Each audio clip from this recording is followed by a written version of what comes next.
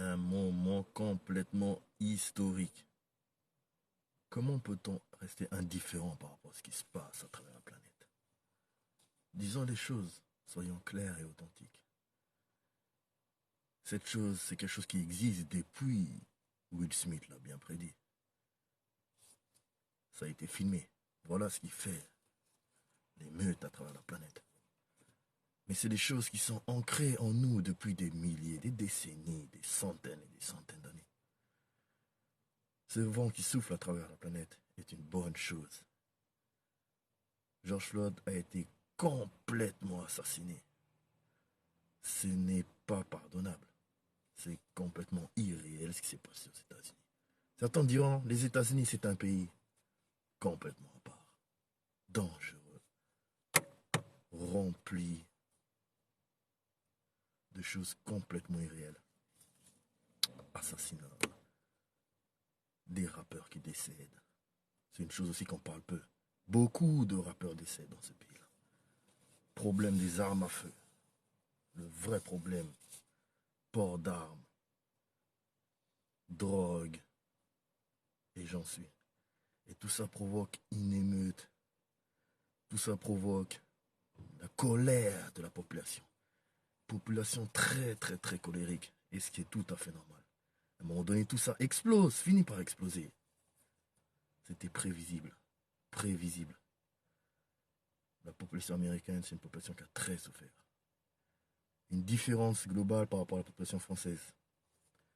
Par rapport en France, où le cas de la colonisation n'était pas aussi grand qu'aux États-Unis, cette masse de personnes venant d'Afrique, tous ces descendants d'esclaves, toute cette population qui était exportée de force dans ce pays qui est l'Amérique, qui n'ont pas forcément, ils recherchent toujours leurs appartenances, qui sont beaucoup moins liées qu'ici en France. Les choses existent aussi pareillement, je ne mettrai jamais en cause. En France, Adama Traoré, qui se révolte par rapport à ce qui s'est passé à George Floyd.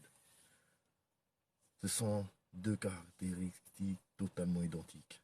Mort par strangulation, par étouffement. Aucun jugement n'a été fait aussi de ce côté-là. D'où les manifestations qu'on voit à travers la planète.